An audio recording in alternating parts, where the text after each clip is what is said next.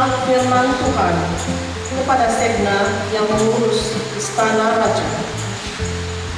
Aku akan melemparkan engkau dari jabatanmu, dari pangkatmu engkau akan dijatuhkan. Maka pada waktu itu aku akan memanggil Eliakim bin Hilkiah.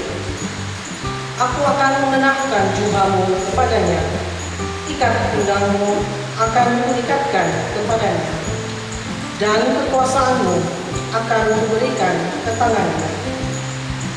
Maka ia akan menjadi bapa kepada penduduk Yerusalem dan bagi kaum Yehuda. Aku akan menaruh kunci rumah Daud di atas bahunya. Apabila ia membuka, tidak ada yang dapat menutupnya. Apabila ia menutup, tidak ada yang dapat membuka.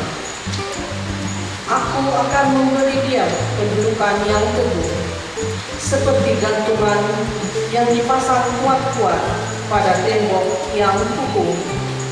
Maka ia akan menjadi kursi kemuliaan bagi kaum keluarganya. Demikianlah sabda Tuhan. Syukur kepada Allah. Sabtan kita. Tuhan mendengarkan doa orang beriman. Tuhan mendengarkan doa orang beriman. Aku hendak bersyukur kepadamu dengan segenap hati, sebab engkau mendengarkan kata-kata mulutku. Di hadapan para dewata, aku akan bermazmur bagimu. Aku hendak bersujud ke arah bait-Mu yang kudus. Tuhan mendengarkan doa orang beriman.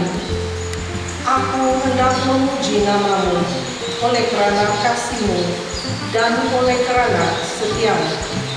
Sebab Kau kuat, nama dan janji-Mu melebihi segala sesuatu.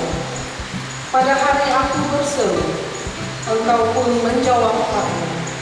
Engkau menambahkan kekuatan dalam jiwaku. Tuhan mendengarkan doa orang beriman. Tuhan itu tinggi, namun Ia memperhatikan orang yang hina dan mengenal orang yang sombong dari jauh. Ya Tuhan, kasih setia-Mu kekal abadi. Janganlah Kau tinggalkan buatan tangan-Mu. Tuhan mendengarkan doa orang beriman. Pembacaan dari surat Rasul Paulus kepada jemaat di Roma.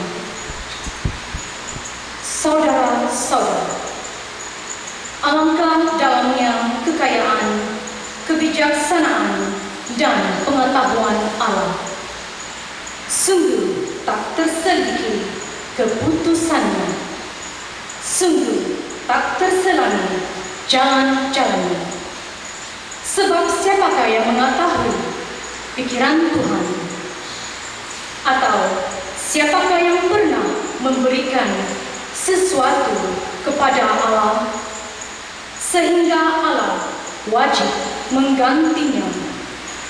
Sebab segala sesuatu berasal dari Allah, ada karena Allah, dan menuju kepada Allah. Bagi jalan kemuliaan selama-lamanya. Demikianlah sabda Tuhan. Syukur kepada Allah.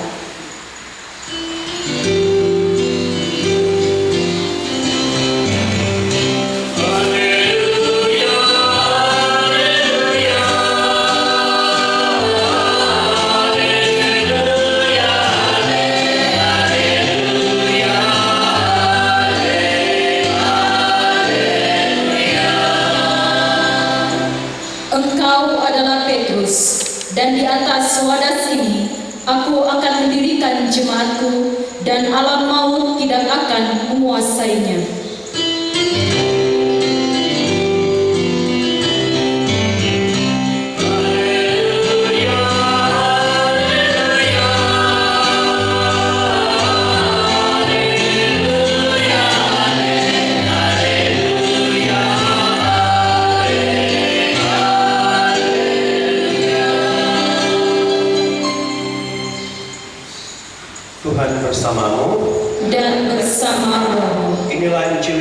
Kristus menurut Matius. Dimuliakanlah Tuhan. Pada suatu ketika, Yesus tiba di daerah Kaisarea Filipi. Ia bertanya kepada para muridnya, "Menurut kata orang, siapakah putra manusia itu?" Jawab mereka, "Ada yang mengatakan Yohanes Pembaptis, ada juga yang mengatakan Elia, dan ada pula yang mengatakan Yeremia, dan salah seorang dari para nabi." Lalu Yesus bertanya kepada mereka, "Tetapi menurut kamu, siapakah aku ini?" Maka jawab Simon Petrus, "Engkau adalah Mesias, Putra Allah yang hidup." Kata Yesus kepadanya, "Berbahagialah engkau Simon bin Yunus, sebab bukan manusia yang menyatakan itu kepadamu, melainkan Bapa-Ku yang di surga. Aku berkata kepadamu, engkau adalah Petrus, dan di atas batu karang ini aku akan mendirikan gerejaku, dan alam maut tidak akan menguasainya. Kepadamu akan kuberikan kunci kerajaan surga. Apa yang kau larang di dunia ini akan dilarang di surga, dan apa yang kau benarkan di dunia ini akan dibenarkan di surga." Lalu Yesus melarang para muridnya supaya jangan memberitahukan kepada siapapun bahwa Dialah Kristus. Demikianlah Injil Tuhan. Terpujilah Kristus. Saudara-saudara terkasih, di dalam bacaan pertama dalam kitab Yesaya, Allah berfirman kepada Sebna melalui Nabi Yesaya, yang apa tugas Sebna pada masa itu? Yaitu mengurus istana raja, mengelola, mentadbir, bukan itu saja, mengurus hal ehwal masyarakat pada masa itu. Dan apa yang firman Tuhan datang kepada Sebna? Apa yang dia katakan kepada Sebna? "Aku akan melemparkan engkau dari jabatanmu, dan dari pangkatmu engkau akan dijatuhkan. Maka pada waktu itu aku akan memanggil Eliakim bin Hilkiah." Kenapa? Apa masalah Sebna di sini? Kalau kita tengok melalui konteks pembacaan yang pertama, kita tengok Sebna ini memang dia mempunyai jabatan yang amat tinggi sekali di dalam istana raja. Tetapi masalahnya, jabatannya itu diambil kesempatannya untuk membela namanya, untuk memfamaskan dirinya, untuk kepentingan dirinya. Sehingga kan belum pun dia mati, dia sudah membina kubur untuknya di tempat orang-orang kenamaan. Dan Allah tidak menyukai sikap seperti itu. Sebab itu Allah mengatakan, "Pangkatmu akan dicabutkan, kau akan dibuang dari jabatanmu, dan jabatanmu itu akan digantikan kepada Eliakim bin Hilkiah." Berarti saudara-saudari, pesan yang kita dapat melalui bacaan pertama yang kita dengar sebentar tadi, Allah tidak berkenan orang yang sombong di dalam jabatannya. Allah tidak menyukai orang yang hanya menjalankan tugasnya hanya untuk kepentingan dirinya sendiri, hanya untuk namanya. Berarti saudara-saudari, Allah hanya berkenan, kebijaksanaan Allah itu hanya benar-benar dapat dirasai. Kebijaksanaan dan perbuatan Allah itu hanya dapat dirasai dan dilihat melalui orang yang rendah hati, yang benar-benar membiarkan kebijaksanaan Allah itu terus mau memimpin, terus mau membentuk umatnya. Dan ini ditunjukkan di dalam diri Santo Paulus. Apa yang dikatakannya, apa isi suratnya di dalam bacaan yang kedua, dalam suratnya kepada umat di Roma dalam pembacaan yang kedua sebentar tadi.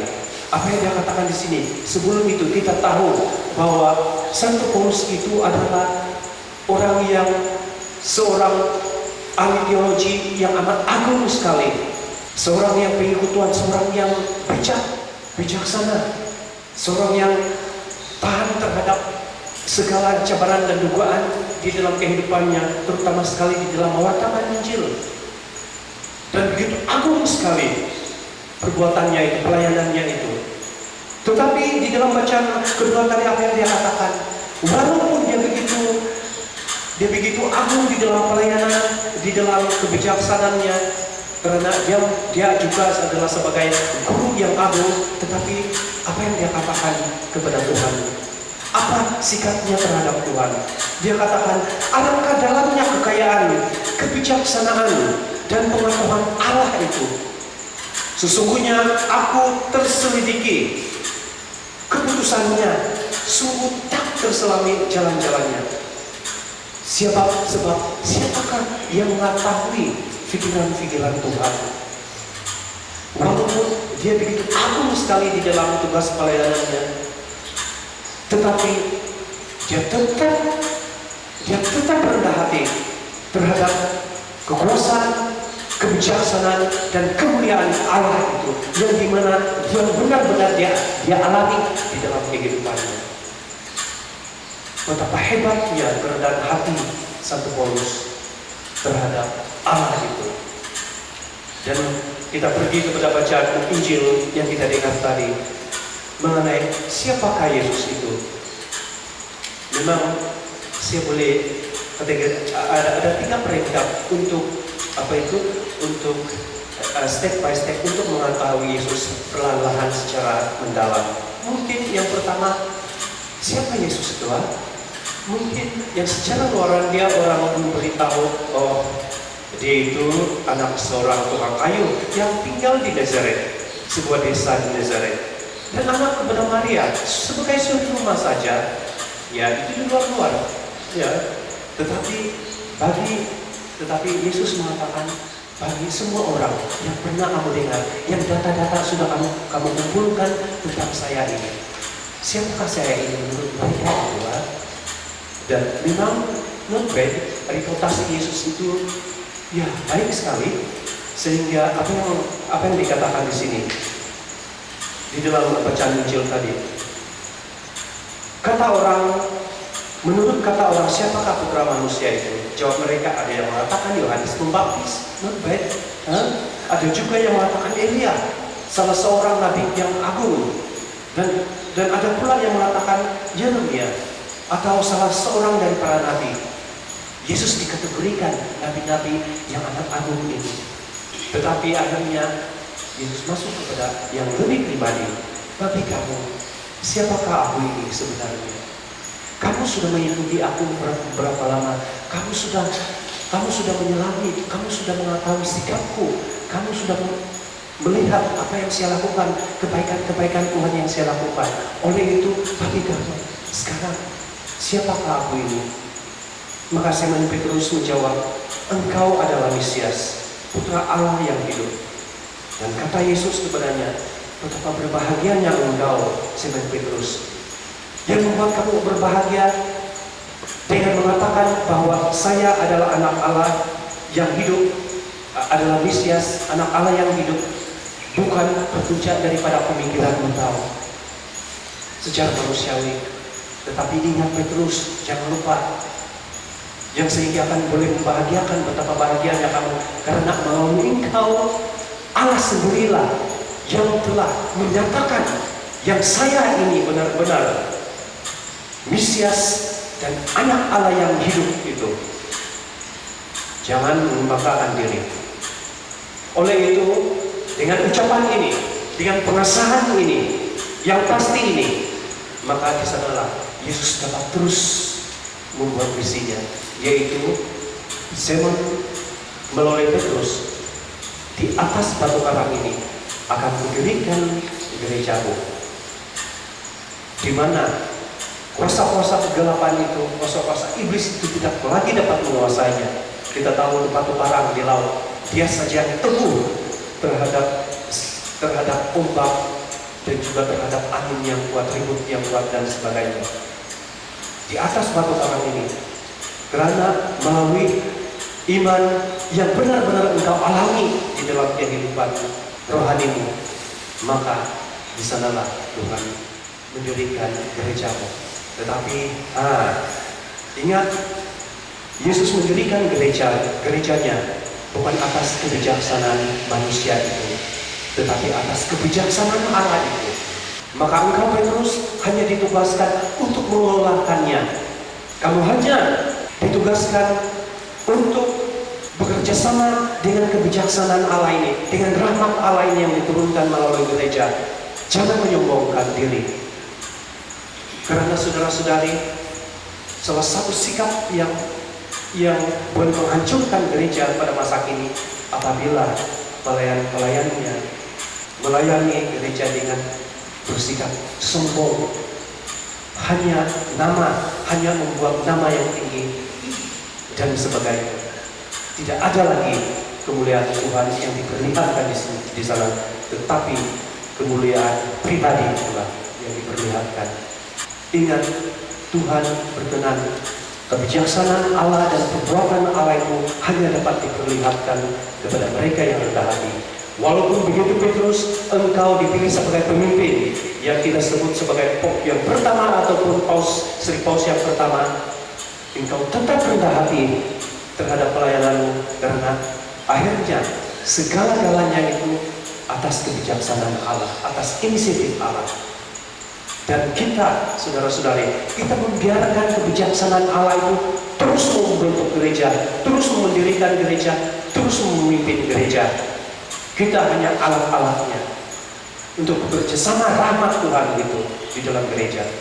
Saudara-saudari, akhir sekali kita tinggal kehidupan Santo Thomas Aquinas. Mungkin kamu pernah mendengar ini.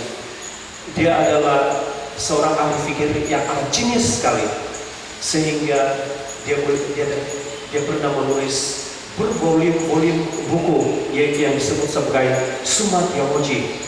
Dan memang saya pernah ada baca-baca sedikit, sukar sekali untuk memahaminya. Begitu jenius, begitu bijaksana sekali orangnya. Tetapi akhirnya di hadapan salib Yesus, dia berlutut dan dia mengatakan, apabila dia merasakan pribadi Yesus itu bekerja dalam hidupnya, dia katakan, segala kerja yang saya pernah lakukan itu sedikit saja, kecil saja dibandingkan dengan kemuliaan, dengan kebijaksanaan. Oleh itu, saya tetap berlutut di hadapanmu dengan rendah hati, sebab segala-galanya daripada Engkau. Kebijaksanaan ini segala-galanya bersumber daripada Engkau, dan saya tetap rendah hati di bawah kebijaksanaan. Dan inilah sikap yang kita ada. Semoga kerendahan hati yang kita ada ini melalui pelayanan kita sehari-hari. Apa saja bentuk pelayanan kita sebagai ibu bapa, sebagai kepala keluarga, kalau kita benar-benar merasakan kuasa Tuhan dan perbuatan Tuhan terus bekerja, selalulah rendah hati di dalam pelayanan.